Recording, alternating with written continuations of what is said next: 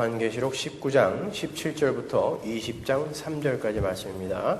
함께 봉독하시겠습니다. 또 내가 보니 한 천사가 해에 서서 공중에 나는 모든 새를 향하여 큰 음성으로 외쳐 가로되 와서 하나님의 큰 잔치에 모여 왕들의 고기와 장군들의 고기와 장사들의 고기와 말들과 그 탄 자들의 고기와 자유한 자들이나 종들이나 물은 대소하고 모든 자의 고기를 먹으라 하더라. 또 내가 보매 그 짐승과 땅의 임금들과 그 군대들이 모여 그 말탄 자와 그의 군대로 더불어 전쟁을 일으키다가 짐승이 잡히고 그 앞에서 이적을 행하던 거짓 선지자도 함께 잡혔으니 이는 짐승의 표를 받고 그의 우상에게 경배하던 자들을 이적으로 미혹하던 자라.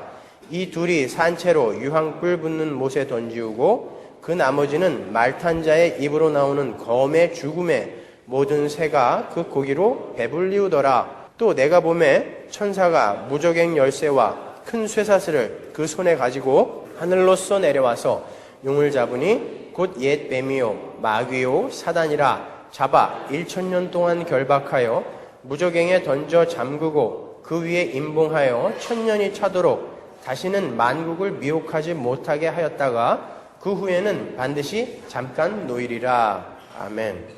쉽지 않은 본문이지만 잘 들어보세요. 어렵지도 않습니다.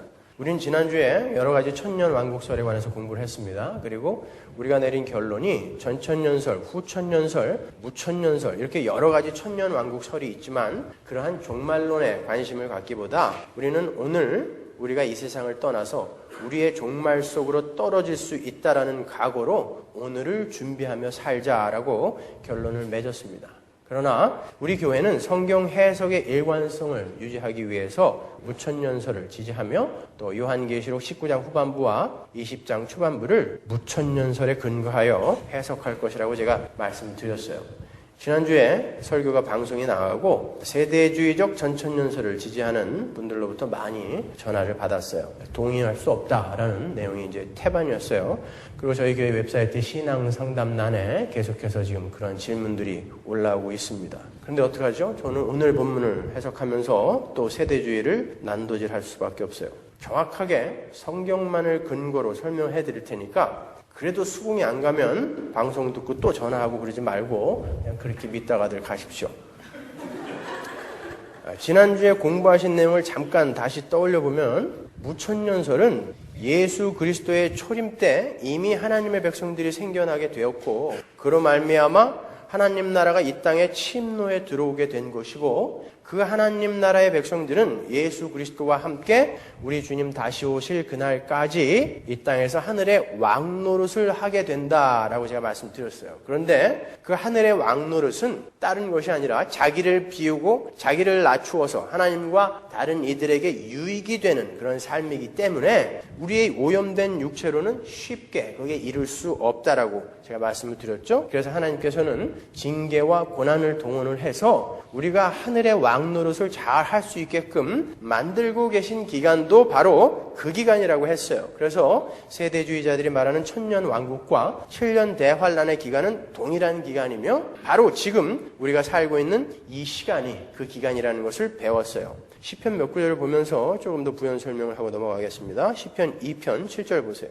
내가 영을 전하노라. 여호와께서 내게 이르시되 너는 내 아들이라. 오늘날 내가 너를 낳았도다. 내가 영을 전한다라는 것은 명령을 전한다 이런 뜻이에요. 내가 너를 낳았다라고 하나님 말씀하세요. 내게 구하라. 내가 열방을 유업으로 주리니 네 소유가 땅 끝까지 이르리로다. 여기서 예수 그리스도의 왕권이 선포되고 있습니다. 하나님의 영으로. 이 구절은 지금 하나님께서 예수님께 하시는 명령인데 근데 하나님께서 예수님한테 오늘날 내가 너를 낳았다라는 표현을 쓰고 계세요. 하나님께서 예수 그리스도를 낳으신 그때가 바로 예수께서 열방의 왕으로 등극하시는 날이라는 뜻이에요. 지금 이 구절이. 이 구절을 가지고 여호와의 증인들이 예수님은 나중에 창조된 창조물이다, 피조물이다 라고 우기죠. 아니에요. 예수님은 창세전부터 하나님 아버지와 함께 존재하셨던 하나님이세요. 예수 그리스도는 창세전부터 하나님 아버지의 장자셨고 그 장자가 첫 창조의 모든 것들의 머리가 되셔서 만물을 다스리셨던 것이죠. 그죠?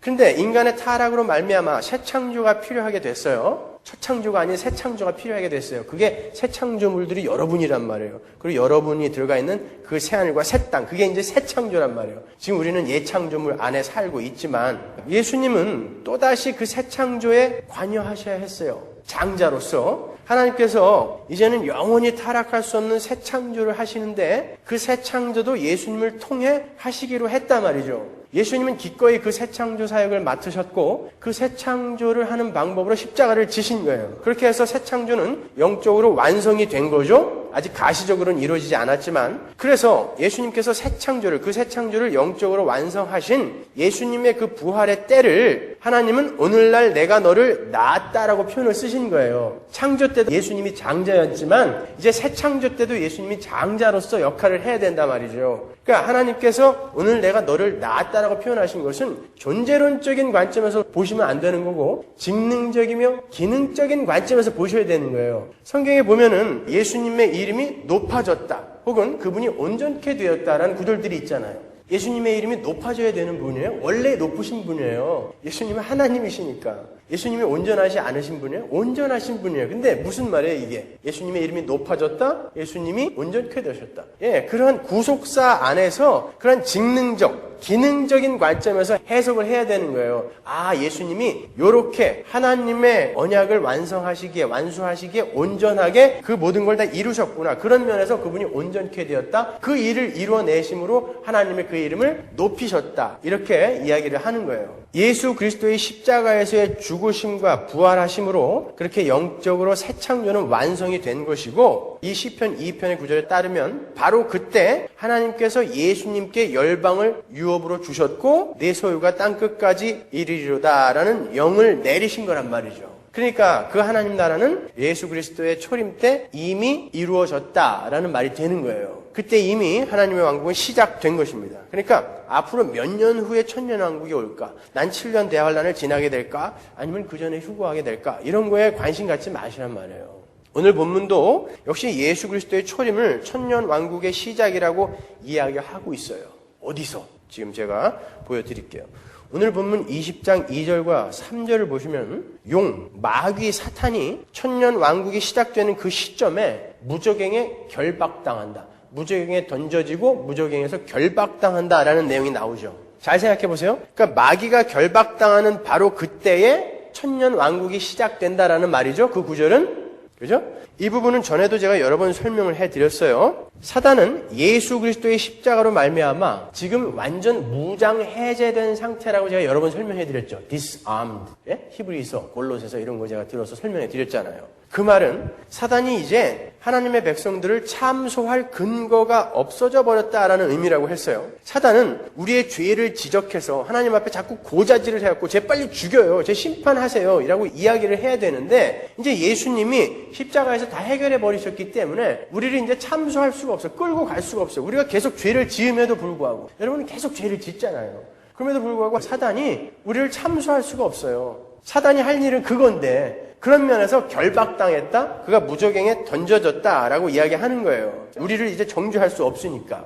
계시록 20장 2절 보세요. 용을 잡으니 곧 옛뱀이요 마귀요 사단이라 잡아 1000년 동안 결박하여 무저갱에 던져 잠그고 그 위에 임봉하여 1000년이 차도록 다시는 만국을 미혹하지 못하게 하였다가 그 후에는 반드시 잠깐 놓이리라 그랬어요. 여기도 보시면 그 사단을 결박했다, 놔줬다 하는 게 누구예요? 하나님이에요. 그냥 놔줬다, 결박했다, 하나님 마음대로 하신다니까요. 하나님은 어떤 목적을 이루시기 위해서 하나님의 적절한 때에 그를 결박했다가 놔주기도 했다가 그러는 거예요. 그러니까 사단과 하나님이 지금 전쟁하는 것이 아니라 하나님은 지금 사단을 이용해서 하나님 나라를 완성시키고 계시다라는 거예요. 그 2절에 결박하다, 에데센이라는 이 단어와 똑같은 단어가 마태복음 12장에 나와요. 12장 29절 보시면 사람이 먼저 강한 자를 결박하지 않고야 어떻게 그 강한 자의 집에 들어가 그 세간을 늑탈하겠느냐. 결박한 후에야 그 집을 늑탈하리라. 지금 예수님은 사단을 결박했다 그러신단 말이죠. 이 구절은 예수님께서 귀신을 막 쫓아내고 계시니까 유대인들이 저가 마귀의 힘을 빌어서 귀신을 쫓아낸다라고 예수님을 중상했단 말이에요. 그때 예수님이 하신 하신 말씀이에요. 이 말씀은 예수께서는 사단을 결박하시고 그 사단의 세간인 귀신 들렸던 자들, 다른 말로 죄인들을 늑탈하러 오신 분이라는 것을 보여주는 거예요. 그리고 그것을 미리 상징적으로 표징으로 보여주신 것이 병자를 고치고 귀신을 쫓아내신 일들인 거예요. 바로 여러분들이 사단의 세간이었다니까요. 그 사단의 집에 세간들이었는데 하나님께서 예수를 보내셔서 그 사단을 결박하시고 여러분을 늑탈해내신 거예요. 뺏어오신 거예요. 그러니까 예수님의 초림 때 사단은 결박됐다라는 것이죠. 그러니까 이 마태복음 12장의 이 결박과 오늘 본문의 20장, 계시록 20장 2절의 결박과 똑같은 단어란 말이에요. 그러니까 하나님 나라는 예수께서 이 땅에 오심으로 묵시 속에서 완성이 된 거고 사단은 그렇게 예수님의 초림 때 결박을 당한 거란 말이에요. 오늘 본문에 보면 천년 왕국의 시작 때 사단이 결박됐다고 분명히 나왔죠. 그러니까 천년 왕국은 언제부터 시작된 거예요? 예수님의 초림 때 시작된 거란 말이에요. 누가복음 10장 17절 보세요. 70인이 기뻐 돌아와 가로되 주여 주의 이름으로 귀신들도 우리에게 항복하더이다. 예수께서 이르시되 사단이 하늘로서 번개같이 떨어지는 것을 내가 보았노라. 여기도 보시면 예수님의 제자 70명이 전도여행을 마치고 돌아왔을 때 주님께서 그 일을 가리켜 내가 사단이 하늘로서 번개같이 떨어지는 것을 보았다라고 이야기하세요. 그러니까 교회의 구원과 다른 말로 하나님 나라의 그 확장과 사단의 결박은 사단의 쫓겨남은 아주 밀접한 관련이 있다라는 것이란 말이에요. 언제 교회가 구원됐어요? 예수님의 초림 때. 그러니까 그때 결박되고 쫓겨난 거란 말이에요. 요한복음 12장 31절. 이렇게 증거를 많이 대드리는데도 우기면 잘 할 수 없어요. 31절. 이제 이 세상의 심판이 이르렀으니 이 세상 임금이 쫓겨나리라. 이거 예수님이 하신 말씀이에요. 헬라 사람들이 예수님을 찾아왔을 때 예수께서 이제 인자가 영광을 얻을 때가 왔도다라고 십자가를 예언하신단 말이에요. 그러면서 이제 세상의 심판이 이르렀으니 이 세상의 임금이 쫓겨나리라 라고 말씀하시는 거예요. 십자가로 말미암아 그들은 쫓겨나리라 라고 말씀하시는 거예요. 이것보다 더 확실한 증거를 어떻게 대드려요? 여기서 쓰인 쫓겨나다, 에크발로라는 이 단어는 오늘 본문에 무적행에 던지다의 발로하고 같은 어근이에요. 그리고 같은 의미의 단어라니까요. 예수님이 십자가로 말미암아 그를 쫓아낼 거야 라고 말씀하신 그 에크발로가 오늘 그 사단이 천년 왕국의 시작 때 무적행에 던져진다에서 쓰인 발로라는 단어하고 똑같은 단어란 말입니다. 그러니까 예수님의 초림 때 그 사단이 결박되고 무적행에 던져진 게 맞아요? 틀려요? 맞단 말이에요.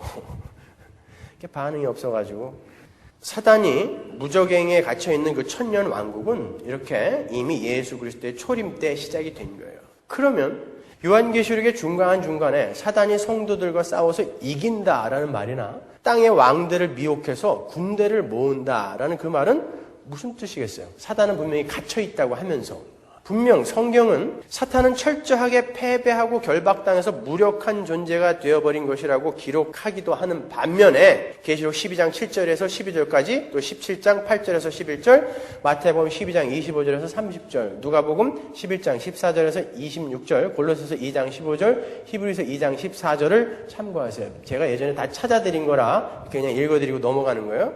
그러나 또 다른 측면에서는 사단이 성도들과 싸워서 이기고 있다. 계시록 13장 7절에 나오죠. 이기고 있다라는 각 족속과 백성과 방언과 나라를 다스리는 권세를 가지고 있다라고 기록하고 있단 말이에요. 모순처럼 보이죠. 우리는 이러한 모순처럼 보이는 문제에 대해서 사단의 이중적 측면을 기억해야 되는 거예요. 누차 말씀드린 대로 이러한 사탄의 공격은요, 우리 성도들의 구원을 궁극적으로 방해할 수 없어요. 맞습니까?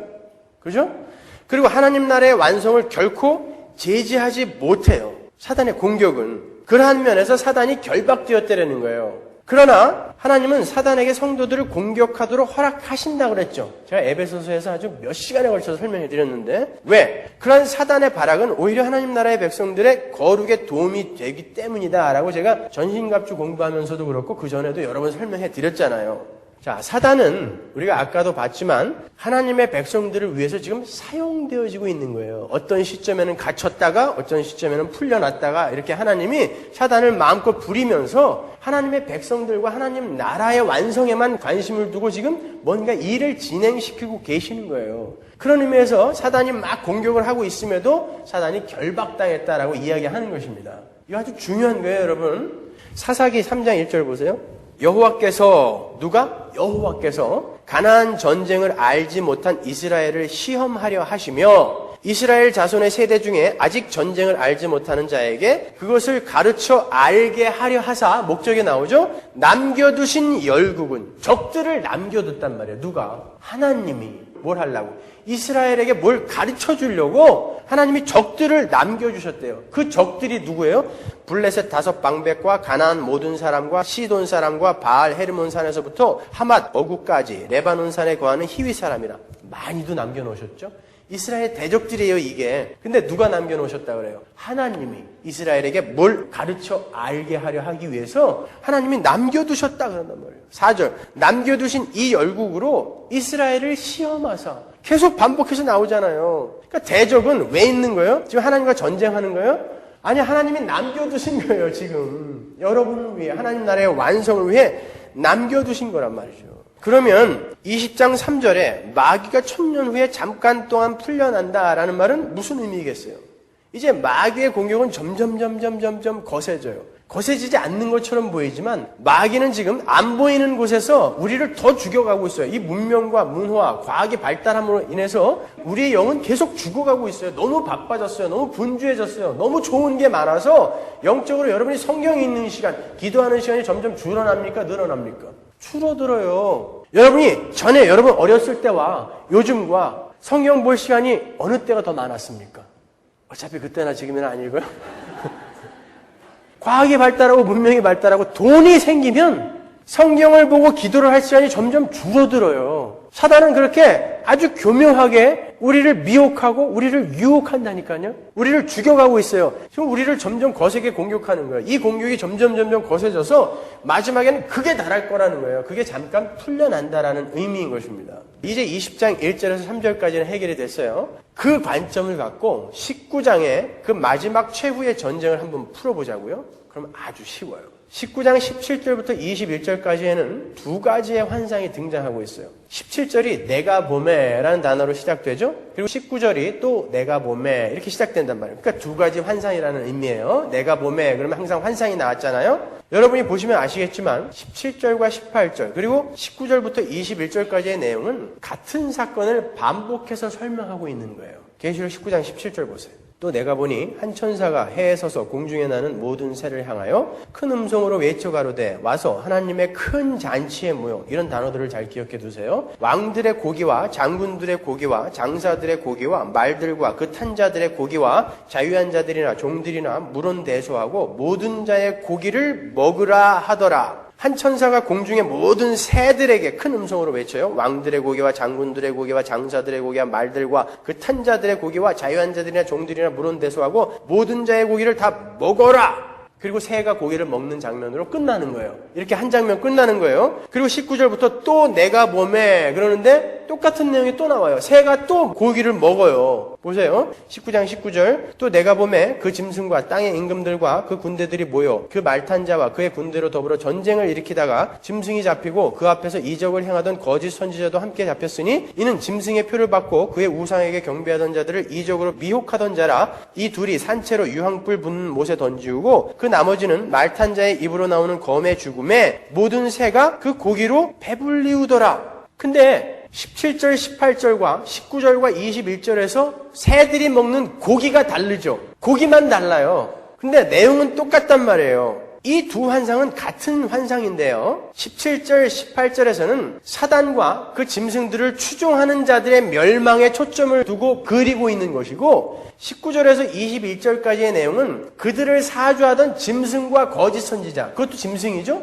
이 짐승들의 멸망에 초점을 두고 그리고 있는 거예요. 그러니까 똑같은 사건인데 여기서는 사단을 추종하던 자들, 여기서는 짐승들. 그들이 멸망하는 것을 내가 보매 하면서 요렇게 보고서 기록하는 거란 말입니다. 그리고 여기를 잘 보시면요. 짐승들뿐만이 아니라 나머지까지 다 죽었어요. 그죠? 21절 보시면 그 나머지도 다 죽고 모든 새가 다 뜯어 먹었어요. 이미. 나머지까지 사글이 다 멸망한 거예요. 만국이 다 멸망한 거예요. 그런데 20장에 가면 또 전쟁이 나와요. 곡과 마곡의 전쟁. 그리고 19장에서 만국이 다 멸망했는데 나머지까지 다 죽었는데 20장 3절에서 만국이 아직도 남아있어요. 3절 볼까요? 무저갱에 던져 잠그고 그 위에 임봉하여 천년이 차도록 다시는 만국을 미혹하지 못하게 하였다가 다 없어졌는데 무슨 또 만국을 또 미혹합니까? 지금 다 뜯어 먹었는데. 그러니까 시간 순으로 해석을 하면은 이런 게 안 풀린단 말이에요. 이런 걸 설렁설렁 넘어가게 된다니까요. 아니면 억지로 이걸 깨워 맞추게 된단 말이에요. 그러나 제가 성경으로 쭉 풀어드리겠지만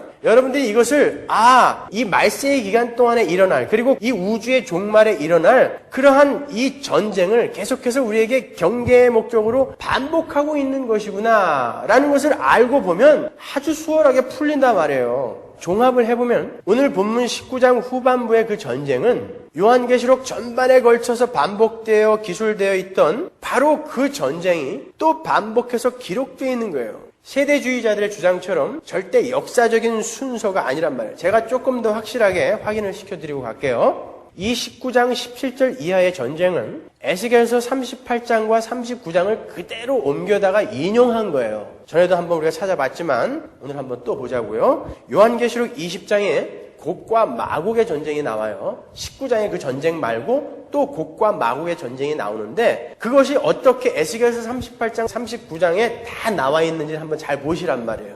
계시록 20장 7절 보세요. 천년이 참에 사단이 그 옥에서 놓여 나와서 땅의 사방 백성 곧 곡과 마곡을 미혹하고 모아 싸움을 붙이리니 그 수가 바다 모래 같으리라. 저가 지면에 널리 퍼져 성도들의 진과 사랑하시는 성을 두름에 하늘에서 불이 내려와 저희를 소멸하고 그런다고요. 그 전쟁이 에스겔서 38장에 이미 예언되어 있어요. 잘 보세요. 곡과 마곡의 전쟁이 여기 나왔는데 에스겔서 38장에 어떻게 나오는지 보세요. 에스겔서 38장 2절 보세요. 인자야 너는 마곡 땅에 있는 곡 곧 로스와 메섹과 두발 왕에게로 얼굴을 향하고 그를 쳐서 예언하여 이르기를 주 여호와의 말씀에 로스와 메섹과 두발 왕 고가 내가 너를 대적하여 내가 또 언역과 피로 그를 국문하며 쏟아지는 폭우와 큰 우박덩이와 불과 유황으로 전부 요한계시록에 나오는 단어들이죠. 그와 그 모든 때와 그와 함께한 많은 백성에게 비를 내리듯 하리라. 이와 같이 내가 여러 나라의 눈에 내 존대함과 내 거룩함을 나타내어 나를 알게 하리니 그들이 나를 여호와인 줄 알리라. 에스겔서 39장 6절 보세요. 내가 또 불을 마곡과 및 섬에 평안히 거하는 자에게 내리리니 그들이 나를 여호와인 줄 알리라.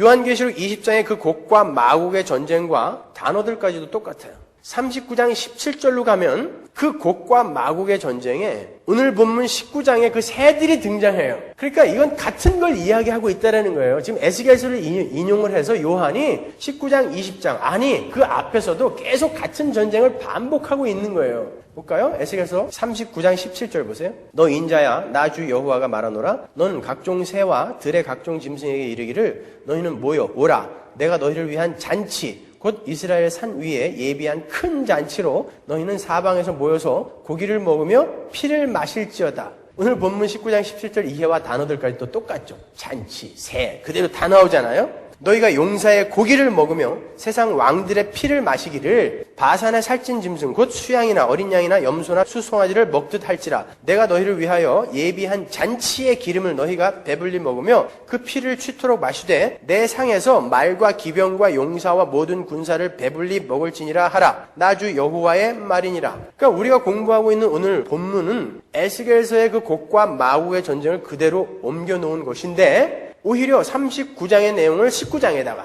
그리고 38장의 내용을 20장에다가 이렇게 거꾸로 옮겨서 기록하고 있는 거예요. 그러니까 19장 17절 이하를 역사적인 순서로 해석을 하는 것은 구약의 말씀과 이 요한계시록의 문학적 구성을 전혀 무시한 해석이 되는 것입니다. 그러니까 에스겔서를 완전히 무시해버리면 100번 양보해서 그렇게 세대주의자들처럼 해석을 할 수가 있어요. 그러나 에스겔서를 알고 있는 저는 그렇게 해석을 못하겠다는 것입니다. 그러니까 계시록 19장 17절 이하에 나오는 그 전쟁과 계시록 20장 7절 이하에 나오는 곡과 마곡의 전쟁은 같은 전쟁을 다른 관점에서 보여주는 장면이에요. 19장에서는 짐승을 추종하던 자들과 18절까지죠. 19절 이후부터는 짐승들과 그리고 20장에서는 사단의 멸망 이렇게 그 부류들의 멸망, 악의 세력들의 멸망을 이렇게 나누어서 지금 따로따로 설명하고 있는 거란 말이에요. 아시겠죠? 이거를 읽어보고 오신 분들은 금방 이해를 하실 텐데 전혀 읽어보지 않고 맨머리로 오신 분들은 전혀 지금 이게 무슨 소린가 하실 텐데 알아서 하세요. 저 모르겠어요 이제. 근데 이 전쟁은 16장에도 이미 등장한 전쟁이에요. 계시록 16장 12절 보세요. 또 여섯째가 그 대접을 큰 강 유브라데에 쏟음에 강물이 말라서 동방에서 오는 왕들의 길이 예비되더라. 또 내가 보매 개구리 같은 새 더러운 영이 용의 입과 짐승의 입과 거짓 선지자의 입에서 나오니 저희는 귀신의 영이라 이적을 행하여 온 천하 임금들에게 가서 하나님 곧 전능하신 이의 큰 날에 전쟁을 위하여 그들을 모으더라. 보라, 내가 도적같이 오리니 누구든지 깨어 자기 옷을 지켜 벌거벗고 다니지 아니하며 자기의 부끄러움을 보이지 아니하는 자가 복이 있도다. 새 영이 히브리음으로 아마겟돈이라 하는 곳으로 왕들을 모으더라. 이 전쟁은 분명히 예수님이 바로 오기 전에 일어날 최후의 전쟁이에요. 아마겟돈 전쟁. 그죠? 이 아마겟돈 전쟁은 용, 그 사단의 입과 짐승의 입과 거짓 선지자의 입에서 새 더러운 영이 나와서 세상의 왕들을 모아서 여호와의 큰 날, 즉 이 마지막 날에 심판의 날에 치르게 될 전쟁을 이야기하는 거예요. 그러나 지금 역사 속에 그 전쟁은 연장되어서 계속 치러지고 있는 거라고 제가 설명해 드렸죠. 그런데 14절에 그 전쟁, 폴레몬이라는 단어 앞에 톤이라는 정관사가 붙어 있어요. 톤 폴레몬. 그러니까 그 전쟁이라는 뜻이에요. 그러니까 그 전쟁은 앞에서 지금 한번 얘기했다라는 것이죠. 요한이. 그러니까 톤 폴레몬, 그 전쟁이라고 이야기하는 거란 말이에요. 이 아마겟돈 전쟁은 내가 앞서 얘기한 바로 그 전쟁이야 이렇게 이야기하는 거예요. 예수님이 복음서에서 인자가 거기에 The Son of Man 그러잖아요. 그 인자가 이렇게 이야기하신다고요. 그거는 바로 다니엘서 7장에 그 인자를 이야기하는 거였잖아요. 그죠? 그래서 정관사 톤이 붙으면 항상 앞에 이야기한 적이 있다라는 이야기란 말이에요. 그럼 이 아마겟돈 전쟁이 언제 얘기가 됐던 거예요?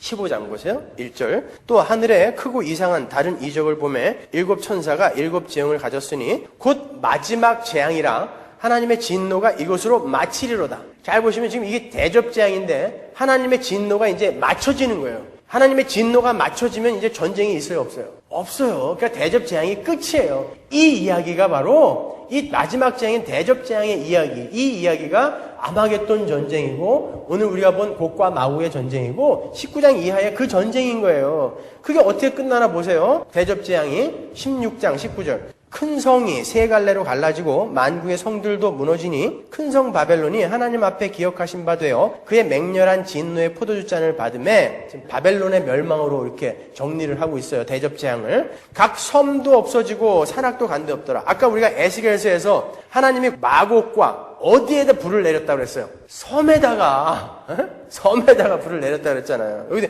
각 섬도 없어지고 산악도 간데 없더라. 또 중수가 한 달란트나 되는 큰 우박이 하늘로부터 사람들에게 내림에 사람들이 그 박제로 인하여 하나님을 회방하니 인간들이 그래도 마지막 그 심판대 앞에서도 회개를 안 하더라라는 거예요. 죄가 그렇게 무섭다라는 것입니다. 그 재앙이 심히 크미러라. 역시 에스겔서의 그 곡과 마곡의 전쟁에서 쓰인 단어들이 그대로 이 전쟁에 다 쓰이고 있어요. 그런데 이 부분은 악의 세력을 총칭하는 그 바벨론이 멸망하는 부분이고 그 마지막 대접 재앙의 부분이란 말이에요. 그러니까 아마겟돈 전쟁은 바로 이 전쟁을 의미하는 거예요. 그래서 아마겟돈 전쟁 앞에 톤이라는 정관사가 붙어 있는 거예요. 톤 폴레몬. 그리고 그 바벨론의 멸망이라는 그 대접 재앙을 17장과 18장에서 다시 반복해서 설명해 줬잖아요. 17장, 18장이 다 뭐였어요? 음녀 바벨론의 멸망에 대한 기록이었잖아요. 다 잊어버리신 거예요? 그래서 목사가 먹고 사는 거예요. 잊어버리면 어때요? 또 얘기해 주면 되지? 17장, 18장에는 음녀 바벨론의 멸망이 반복해서 설명되어 있잖아요. 그죠? 그리고 17장과 18장의 그 내용, 그것을 19장에 들어와서 또다시 반복해서 설명해 주는 거예요. 19장 19절 보세요. 또 내가 보매 그 짐승과 땅의 임금들과 그 군대들이 모여 그 말탄 자와 그의 군대로 더불어 전쟁을 일으키다가 이 전쟁을 20장 7절 이후에서 곡과 마곡의 전쟁으로 다시 한번 보여주는 거예요. 뭘 근거로? 20장 8절 보세요. 나와서 땅의 사방 백성 곧 곡과 마곡을 미혹하고 모아 싸움을 붙이리니 이 전쟁이라는 단어예요. 폴레몬 똑같은 단어예요. 그 수가 바다 모래 같으니라. 이 앞에 똑같이 톤이라는 정관사가 붙어 있다고요. 그 말은 무슨 말이에요? 내가 앞에서 말한 그 전쟁 이런 뜻이에요. 어디서 이야기했겠어요? 19장, 16장, 17장, 18장 계속해서 등장했던 그 전쟁, 그것이 바로 이 곡과 마우의 전쟁이고 아마겟돈 전쟁이고 바벨론의 멸망이고 그런 거예요. 이게 반복되어져서 기록되어 있는 것입니다, 여러분. 지금까지 제가 여러 가지 구절들을 들어서 설명해 드렸지만 다 잊어버리셔도 괜찮아요. 다 잊어버리셔도 괜찮아요. 한 가지 기억하실 것은 그냥 그 전쟁들이 다 같은 것을 설명하는 것이구나 라고만 알아두시면 돼요. 아셨죠? 중요한 건 이거예요. 분명 전쟁은 실제 하고 있고 실제 했으며 실제 할 것이라는 거예요.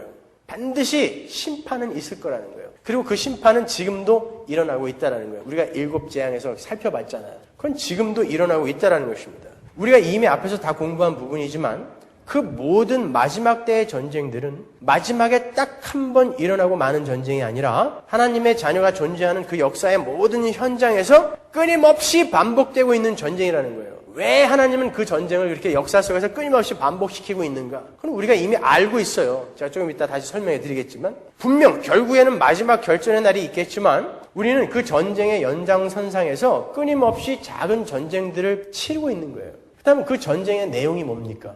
여러분 그 전쟁의 발단이 뭐였죠? 하나님을 섬기던 천사가 하나님께 불순종하고 그 질서를 깨버린 거예요. 자기 힘으로 자기의 삶을 책임지겠다고 나선 것에서부터 시작된 게 바로 전쟁이란 말이에요. 그게 죄의 발단이잖아요. 그리고 땅으로 쫓겨난 사단이 역시 에덴 동산에 세워진 다스림과 그 순종의 질서를 선악과로 말미암아 세워졌던 다스림과 그 순종의 질서를 깨버리는 것으로 그 전쟁이 계속되어진 거란 말이에요. 진행되어진 것이란 말입니다. 우리가 치르고 있는 전쟁이 바로 그 전쟁이에요. 그러니까 하나님과 마귀와의 전쟁이라는 것은 하나님께 불순종하고 자신의 힘을 키워서 하나님과 상관없이 스스로를 책임지겠다라는 쪽과 그걸 절대 묵인하실 수 없다라는 하나님과의 전쟁인 거예요. 쉬운 말로 나는 나의 힘으로 나만을 위해서 살겠다고 하는 자들과 너희는 하나님을 의존해서 살아야 하는 존재야 라고 말씀하시는 하나님과의 그 전쟁이 바로 영적 전쟁의 실체인 거예요. 하나님은 하나님의 백성들에게 하나님이 궁극적으로 원하시는 게 뭐고 하나님이 싫어하는 것이 무엇인지를 설명하고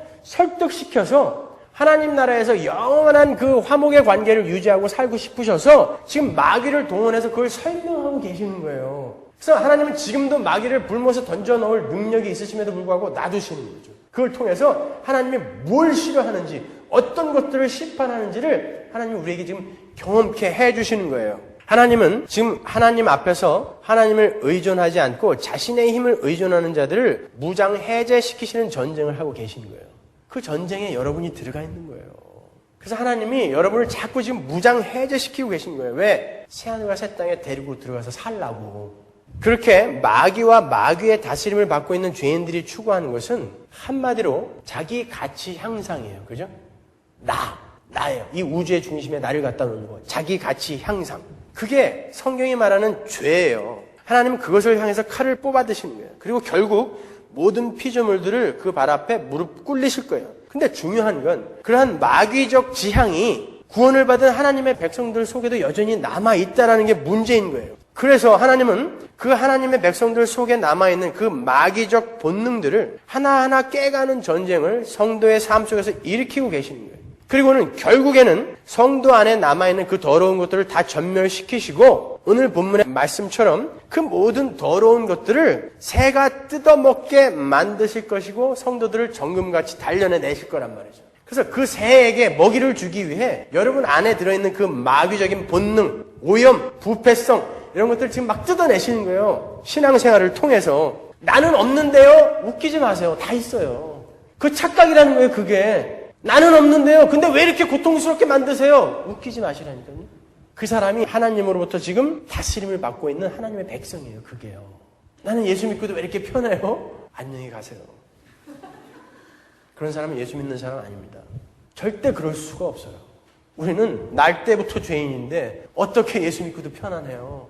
하나님은 우리를 공박해 들어와서 그걸 아주 풀을 떠버리신다고요. 우리 안에 덕지덕지 붙어있는 내 살로 붙어있는 그 죄악을 덕지덕지 붙어있는 그 죄악을 풀을 떠버리신다니까요. 근데 안 아프다고요? 그 사람은 예수 믿는 사람 아니라니까요. 우리가 요한계시록을 통해서 읽어내야 하는 것이 바로 그건 거예요. 하나님은 이 인간의 역사 속에서 계속해서 그 전쟁에 승리하고 계시고 결국에는 완전한 승리를 거두실 것이다라는 것을 우리는 배워야 되는 거예요. 그래서 여러분의 삶이 고달픈 거예요. 하나님이 이기고 계시니까. 새한테 지금 뜯어서 자꾸 줘버리고 계시니까 내 자아가 자꾸 해체돼 버리고 있으니까 힘든 거예요. 그러나 그게 복이에요. 그걸 알기 때문에 이 힘듦 속에서 우리는 기뻐하는 것입니다. 세상 사람들이 보면 저 미친놈들이구나. 저 상황에서 어떻게 기뻐할까라고 하지만 우리는 기쁜 거예요. 그걸 아니까. 내 이 더러운 것들을 하나님이 지금 세게 자꾸 먹이를 주고 계시다니까요. 뜯어내고 계시다니까요. 안 돼. 이거 남겨두면 더 골마. 안 돼. 다 뜯어버려야 되는 거예요. 다 뜯어버려야 되는 거예요. 우리 성도들의 인생 속에서 우리가 하나님 말고 힘으로 의지하고 있던 것들이 자꾸 내게서 잘려나가는 거, 그게 신앙 생활인 거예요. 여러분, 남편과 두 아들, 풍요로운 재물을 가지고 모압으로 갔던 그 나오미를 생각해 보세요. 가나안을 떠날 때는 풍요로웠다 그랬죠? 스스로 이야기하잖아요. 그 나오미를 하나님이 어떻게 만드셨어요? 홀딱 뺏겨가지고 완전히 알거지를 만들어갖고 보냈어요. 남편 두 아들 다 죽여버리고 재산 다 날리고 거지돼서 왔어요. 하나님 바라보라고 가나안으로 데리고 들어오신 거예요. 아니, 나는 모압에 가서 내 방식대로 거기 가서 그 풍년된 땅에서 잘 먹고 잘 살래요. 왜 그러세요? 그러고 갔는데 하나님이 그냥 놔두신 게 아니라 홀딱 뺏겨가지고 다시 가나안으로 데려오셨다니까요. 그게 그리스도인의 인생인 거예요. 그게 하나님의 승리인 거예요. 세상은 끊임없이 힘으로 우리를 유혹하고 하나님은 끊임없이 그 힘을 빼버리신다고요. 아까 우리 아마겟돈 전쟁에서 그 더러운 새 영이 무엇으로 세상 사람들을 미혹한다 그래요? 어떻게 사람들을 모으더라? 이적으로 모으더라 그러지 않습니까? 은이빨 금이빨로 막 만들어주고 병자를 고치고 하면서 이적으로 모으더라 그러잖아요. 나오잖아요, 정확히. 근데 왜 거기 가 계시는 거예요? 왜 거기 가시는 거예요? 힘을 쫓아가는 거예요. 이적을 쫓아간다는 건. 이 시대의 예배당에 있는 그 가짜 그리스도인들이 힘을 쫓아다니는 거예요, 지금. 그 사단의 미혹에 아주 그냥 쑥 빠져 있다니까요. 아니, 하나님은 힘을 빼버리시는 거예요. 여러분, 예수를 믿는다는 걸 장밋빛 환상으로 기대하시면 안 돼요. 십자가는 단순히 죄를 용서하는 방법이 아니라 십자가는 인간의 죄를 공박해 들어오는 불도저 같은 거예요. 그래서 인간이 십자가 앞에 서게 되면 그 복음이라는 불도저 앞에 우리는 매일매일 깔려서 오징어포가 되는 거예요. 복음은 우리를 불도저처럼 밀고 들어와가지고 그 안에 있는 정금들만 남기고 나머지는 오징어처럼 싹 밀어버리는 거예요. 그게 복음이에요. 복음은 예수 믿고 잘 먹고 잘 살고 병 낫는 게 복음이 아니라 내 안에 창조된 새 생명만 남고 나머지는 오징어처럼 확 밀려버리는 거죠. 그게 죽는 날까지 계속되는 거예요. 그게 신자의 삶이에요. 여러분이 지금 오징어포가 안 돼 있으면 여러분은 신자가 아닌 거예요. 그 복음은, 그 예수는 우리를 뚫고 들어와서 그 죄를 지금 도려내고 있기 때문에 이 영과 혼과 골수와 살을 다 쪼개고 있기 때문에 이 불도저가 밀고 들어오면 우리는 오징어포가 되는 거야. 이거 뭐야 이거. 그동안 내가 의라고 여기고 있던 거, 그동안 내가 참 나는 괜찮은 인간이라고 여기고 있던 거, 이게 다 그냥 백일하에 드러나 버려. 계속 오징어포가 되는 거야. 나는 괜찮은 건 줄 알았는데 예수 믿고 어떻게 죄를 더 짓는 것 같아. 말씀이 들어오면 그렇게 된다니까요. 포를 떠버린다고요. 여러분, 마태복음에 보면 예수님이 태어나자마자 그 평온하던 땅에 대살육이 일어나죠. 예수님이 오자마자 그 존경받던, 도덕적으로 윤리적으로 그렇게 존경받으며 살고 있던 착한 바리새인들이 마치 인간의 탈을 쓰고 있던 좀비들처럼 껍데기를 확 벗고 예수님을 죽이려고 달려들어요. 예수님이 가는 곳마다 죄가 팍팍 드러나는 거예요. 위장하고 있던 죄들이 팍팍 드러나는 거예요. 말씀이 이 땅에 오자 죄가 그냥 막 드러나 버려. 하나님이 수술을 해야 되는데 이 환부를 얘가 어디가 아파요? 라고 들이대야 하나님이 고쳐줄 거 아니에요. 근데 얘네들이 전부 자기를 위장하고 있거든요. 나는 괜찮은 것처럼. 그러니까 하나님이 그 환부를 들춰내시는 거예요. 너 여기도 아프잖아. 여기도 아프잖아. 들춰내시는 거예요. 못 견디죠. 그걸 하나님이 잘라내 가시는 거예요. 내 살처럼 묻혀있는 그 죄를. 여러분의 삶에 그게 일어나는 거예요. 나는 괜찮은 줄 알았는데 예수 믿고 났는데 더 죄를 많이 짓는 것 같아. 그건 더 죄를 많이 짓는 게 아니라 말씀으로 말미암아 내가 지금 자꾸 드러나고 있는 거예요. 그리고 하나님이 나에게 보여주시는 거죠. 이게 너야. 그리고 이게 바로 끊어내야 할 거야. 알았어? 그러면서 도려내시는 거예요. 그러니까 아픈 거예요. 그 마태복음엔 두 부류의 사람들이 등장하죠. 한 부류는 자기의 힘을, 자기의 왕좌를 지키기 위해 어린아이까지 죽이는 것도 불사하는 그런 해롯 같은 부류의 인간과 어린아이가 태어남으로 말미암아 애굽으로 나사렛으로 질질질질 끌려다니는 요셉과 마리아라는 부류가 등장하는 거예요. 하나님은 자기의 힘을 의지하고 자기의 자리를 지키기 위해 딴 세상 사람들을 밟아, 아니 죽여버리던 우리들에게 찾아오셔서 그 어린아이에게 질질질질 끌려다니는 순종하게 되는 하나님의 백성을 만들어내시는 거예요. 그게 임마누엘, 예수가 이 땅에 오신 진정한 의미인 거예요. 그게 성탄절이에요. 근데도 여러분이 그 성탄절을 기쁘다 구주 오셨네 하면서 그렇게 찬송할 수 있어요? 기쁘세요 그게? 이게 중요한 거예요. 말씀이 오면, 예수가 오면, 십자가가 여러분 앞에 딱 서게 되면 여러분은 그냥 거기에 밀려서 계속 오징어포가 되는 거예요. 그러니까 하나님의 말씀이 떨어지는 곳에서 고통이 있어요. 아픔이 있다니까요. 여러분은 제 설교를 매주 들으시면서 저 사람이 왜 맨날 나하고 저렇게 싸우자고 드나? 왜 나만 갖고 지랄이야 매주? 이렇게 들으셔야 돼요. 왜? 말씀은 여러분을 공박한다니까. 여러분을 위로하고 격려하는 게 아니라 예수는 여러분을 공박하고 들어가서 죄를 끊어내버린다니까요. 그러니까 여러분은 제가 미워지셔야 되는 거예요. 갈라디아 4장에 보면은 사도 바울이 그러죠. 갈라디아 교인들에게. 너희들 처음 나를 대할 땐 예수나 천사처럼 대해줬잖아. 너희들 처음 내가 복음 전할 때 너희들 눈이라도 빼주려고 그랬잖아. 그죠? 근데 왜 지금 나는 똑같은 복음을 계속 전하고 있는데 왜 지금 나를 원수 취급하니? 그런다니까요. 처음에 한동안은 못 들어보던 얘기 해주니까 우리 목사 공부 많이 했나 봐. 참 똑똑해. 그래갖고 잘 들어요. 근데 매주 오는데 매주 자기한테 칼로 푹푹 쑤셔. 1년이 가고 2년이 가고 3년이 가까우는데 매주 쑤셔. 저 왼수가 지금 나만 미워하는 거 아닌가? 이렇게 돼야 되는 거예요. 왜? 그 말씀, 예수, 십자가는 여러분을 공박해 들어가는 불도저라니까요. 여러분은 그 앞에서 자꾸 오징어포가 돼야 되는 거예요. 그리고 나를 해체시켜버리는 거예요. 나는 이런 존재구나. 그게 신앙생활인 것입니다. 근데 거기에 기복과 신비, 알파코스 이런 게 어딜 들어갈 틈이 있습니까? 여러분 제발 예수 믿는 게 무엇인지 잘 구별하고 믿으셔야 돼요. 그 말씀은 여러분을 공박해 들어갑니다. 그 말씀 앞에 설 때 여러분이 아파야 돼요. 그러나 그 아픔은 이 아픔을 통과하면 하나님이 저 새하늘과 새 땅을 주신대 라는 소망과 함께하는 아픔이기 때문에 기쁨 속의 아픔인 거예요. 요한복음 12장 48절에 보면은 마지막 때에 무엇이 세상을 심판한다고 그래요? 내가 한 말이 세상을 심판하리라 그러죠. 그 말이에요. 왜 예수님이 이 땅에 오셔서 내가 검을 주러 왔다 그런 줄 아세요? 그 약 올리려고 그런 거 아니에요. 말씀은 예수는 십자가는 검이라니까요. 여러분을 도려내버리는 검. 그래서 오늘 본문에도 예수님의 입으로 나오는 그 말씀의 검이 사단을, 짐승을 죽여버린다, 심판한다 이렇게 말이 나오는 거예요. 근데 우리 안에 그 사단적 본능이 있단 말이에요. 그래서 말씀 앞에 서게 되면 그것을 하나님이 지금부터 심판해 가시는 거니까 도려내신다니까요. 왜? 그 마지막 심판 자리에 서지 말라고 지금 이 땅에서 도려내버리시는 거예요. 그래서 저는 매주 말씀을 갖고 여러분에게 시비를 거는 것입니다. 여러분이 제 설교를 듣고 아프지 않고 여러분이 제 설교를 듣고 내 존재가 이런 존재인가? 라고 실망하지 않으신다면 제가 설교를 잘못하고 있는 거예요.